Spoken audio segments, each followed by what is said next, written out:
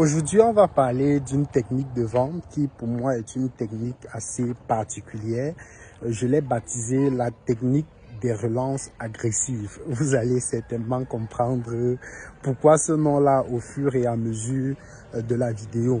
Si vous êtes nouveau sur cette page, j'ai préparé pour vous un petit cadeau en commentaire. C'est une formation de près de 4 heures de temps que j'ai enregistrée sur le traitement des objections. La vidéo, elle est disponible dans le lien en commentaire gratuitement. Vous n'avez rien à payer. Vous remplissez simplement le formulaire et mes équipes vont vous contacter pour pouvoir mettre cette formation de près de 4 heures de temps là à votre disposition. Et néanmoins, pour cela, il faut simplement faire une seule chose quand même. C'est une formation qui relate toute mon expertise en traitement des objections. Donc, le minimum quand même, c'est que vous puissiez liker, commenter et partager la vidéo. Du moment où vous avez liké, commenté et partagé la vidéo, vous remplissez juste le formulaire qui est dans la description de cette vidéo. Et cette formation-là, comme je l'ai dit, qui dure 4 heures de temps sur le traitement des objections, elle sera mise à votre disposition gratuitement.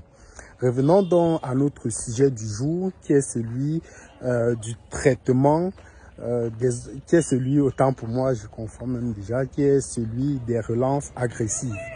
Alors, avant de comprendre cette approche, je vais peut-être vous partager quelque chose qui est sacré pour moi. Moi, je dis toujours aux vendeurs que j'accompagne, il est préférable d'avoir la réponse de votre prospect dans de meilleures conditions que de ne jamais avoir de réponse venant de sa part. Je vais me répéter. Il est toujours préférable d'avoir au moins une réponse de votre prospect que de ne jamais avoir de réponse de sa part. Et lorsque vous faites donc les ventes téléphoniques, que ce soit par appel, que ce soit par message, que ce soit par mail, il arrive assez régulièrement que quelqu'un va par exemple remplir votre base de données de prospects. Vous allez contacter la personne, vous allez lui laisser votre message d'accroche. La personne va lire, elle ne va pas vous répondre. Par la suite, vous allez attendre peut-être 24 heures, comme c'est le cas dans mes équipes. Vous allez relancer la personne, elle ne va toujours pas vous répondre. Le message d'accroche, naturellement, vous allez dire « Bonjour, monsieur tel, je suis nanani, nanana, je vous contacte par rapport à ceci que vous avez rempli, souhaitant bénéficier, êtes-vous prêt pour qu'on en discute, etc. » La personne ne va pas vous répondre. Vous allez attendre 24 heures. Relancer la personne. Bonjour, monsieur tel, je vous ai laissé un message hier par rapport à une offre peut-être exclusive qui s'achève dans quelques jours. C'est une offre que vous ne devez pas manquer parce que je suis certain qu'elle va vous accompagner à nanani, nanana. Notifiez-moi quand vous êtes disponible pour que nous puissions en discuter.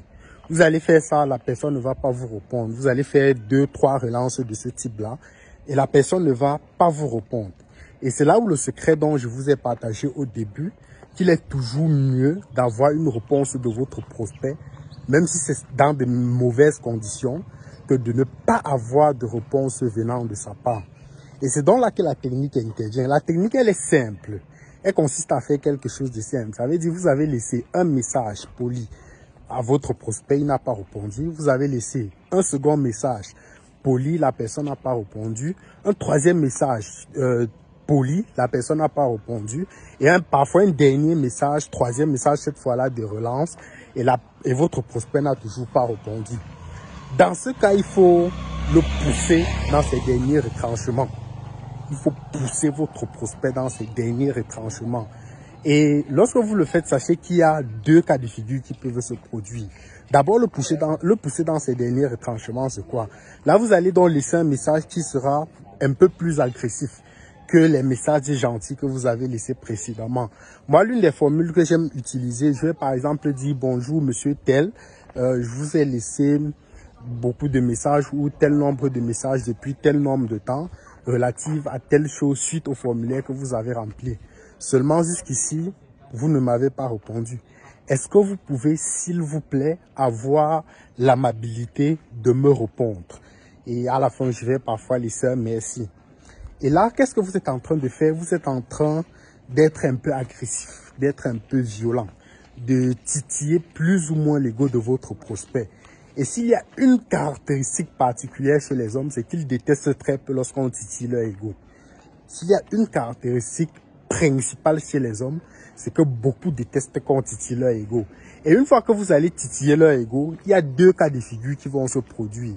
Soit la personne vraiment ne va pas répondre, et là ce sera, voilà, vraiment perdre le prospect définitivement. Et dans ce cas, vous comprendrez que peu importe ce qui se passait, la personne ne devait pas acheter votre produit. Mais c'est mieux de se rassurer que peu importe ce qui se passait, la personne ne devait pas acheter votre produit et vraiment vous séparer en étant convaincu que c'était le cas. Soit un second cas de figure va se produire, et c'est ce qui se produit chez moi la plupart du temps, c'est que la personne va vous répondre en disant « Vous n'avez pas besoin de me parler d'amabilité. Qu'est-ce qui vous fait croire que je ne suis pas aimable avec vous ?» Et là, le message, il est doux même, parce que parfois, je laisse des messages un peu plus agressifs. Comme quoi, est-ce que vous pouvez, lorsque je vous laisse des messages, même si vous n'êtes plus intéressé par l'offre, ayez tout au moins la politesse de me répondre. Si vous avez des difficultés, faites-moi part, je comprendrai. Je vais laisser un message de ce type. Et la personne va te dire, non, tu me traites d'impoli et tout ça. Tu crois que je suis impoli, c'est même toi l'impoli et tout ça. Et de toutes les façons, la personne vous aura répondu. Et lorsqu'elle le fait, il y a une chose principale à faire. Là, il faut éviter d'entrer dans le conflit. Parce que le but n'est pas d'entretenir une relation conflictuelle avec le prospect. Non, ça ne va pas vous aider. Lorsque la personne répond donc de cette façon, vous allez vous replier. Vous replier, c'est faire quoi? C'est simplement lui dire « Bonjour, monsieur tel, merci de m'avoir enfin répondu. » Mon message n'avait aucunement pour but de vous heurter. D'ailleurs, je m'en excuse sincèrement si ça a été le cas. Je tenais simplement à avoir votre réponse suite à l'offre que vous aviez souscrite et ne m'avez plus donné de réponse entre-temps. Est-ce que vous aviez des difficultés particulières qui vous poussaient à ne pas me répondre? Et là, vous allez engager une conversation.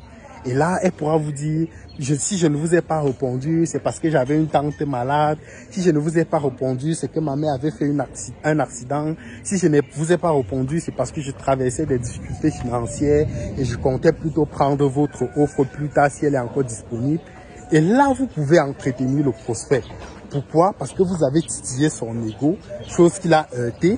Parce que ça l'a heurté, il vous a répondu. Parfois, en étant sur les nerfs, vous avez calmé le jeu en lui montrant que vous n'êtes pas là pour chercher une relation conflictuelle. Et le faire, ça fait que vous entreteniez une relation. Vous puissiez cette fois-là avoir un réel entretien au cours duquel vous pourriez cette fois-là le convertir.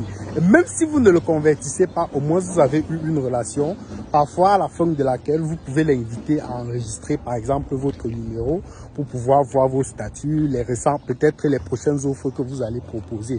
Et vous allez cette fois-là parfois partir d'un prospect qui n'avait pas répondu, un prospect qui paye, chose qui arrive assez régulièrement par rapport au taux d'évaluation que j'ai eu à faire. Et même si la personne ne répond pas, vous aurez parfois quelqu'un qui ne devait pas vous répondre, qui parce que vous avez titillé son ego, vous a répondu, a enregistré votre numéro et donc parfois suit vos statuts. Et un jour, vous pourrez mettre une offre qui l'intéresse et elle pourra acheter parce que vous avez titillé son ego. Donc, retenez que il est toujours mieux d'avoir la réponse de votre prospect, même si c'est dans des situations conflictuelles, que de ne du tout pas avoir de réponse de sa part. Et pour pouvoir avoir cette réponse-là, je vous ai décrit simplement ce qu'il faut faire dans cette vidéo. Donc, tâchez dès aujourd'hui d'appliquer cette petite astuce-là. Cette petite astuce-là, si vous effectuez des ventes au téléphone, des ventes à travers le message, parce que je vous rassure, c'est une technique qui marche pour l'avoir essayé pendant beaucoup d'années maintenant. Dites-moi en commentaire ce que vous en pensez. Si vous avez une difficulté particulière pour vendre vos différents produits ou vos différents services, mentionnez-le également en commentaire. On pourra faire, je pourrais lire et en fonction des difficultés qui reviennent, faire des vidéos spécifiques pour pouvoir vous répondre. Parce que comme je l'ai dit lors de la dernière vidéo, cette année, nous parlerons beaucoup de ventes et encore beaucoup de ventes sur ces différentes pages. Et le but, naturellement, est de pouvoir faire des contenus qui vous aident à progresser sur cet aspect-là. Donc, s'il y a des difficultés particulières que vous rencontrez, mentionnez-le simplement en commentaire. Appliquez cette technique que je vous ai apprise aujourd'hui dans la vidéo. En fonction des retours que vous aurez, venez partager en commentaire avec moi et j'aurai simplement hâte de vous lire. Prenez soin de vous et à très bientôt dans une prochaine chronique.